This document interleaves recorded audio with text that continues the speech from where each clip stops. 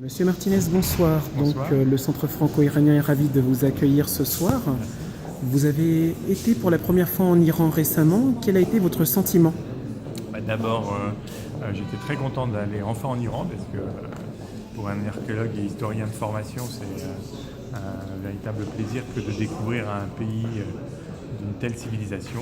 Donc ça a été une très agréable découverte parce que les sites et le patrimoine iranien étaient à la hauteur de sa réputation.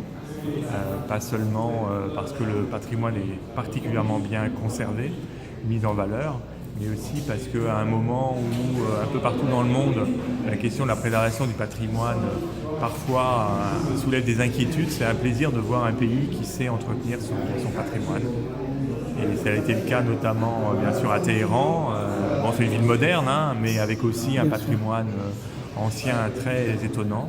Et des musées qui m'ont stupéfait, notamment donc, le musée national de Téhéran, qui est un très très grand musée, je le savais, qui a des relations privilégiées avec la France, comme vous le savez, c'est un architecte français qui l'a construit. Mais j'ai découvert donc le nouveau département d'art islamique de Téhéran, qui est de loin un des plus beaux musées d'art islamique au monde. J'étais vraiment très très admiratif du travail scientifique qui a été fait. Et ainsi, pour vous, quelles seraient les perspectives pour le musée du Louvre et une collaboration avec les musées iraniens?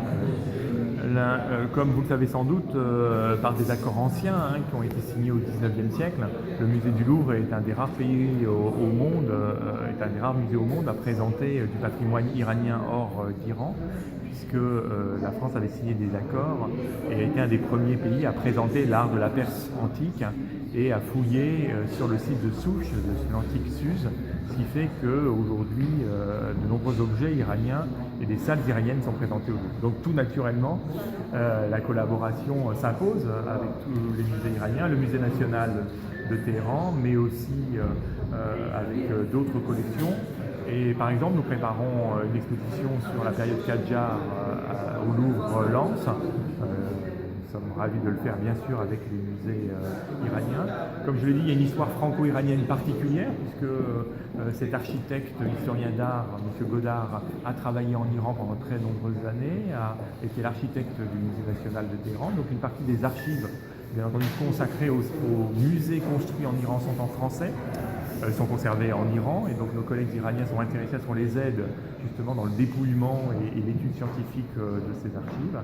Voilà, et comme avec tout grand musée, c'est intéressant aussi pour la formation des personnels, pour les cyranologues du musée du Louvre d'aller travailler dans le pays dont ils étudient les cultures, et pour les historiens professionnels iraniens de venir au musée du Louvre travailler.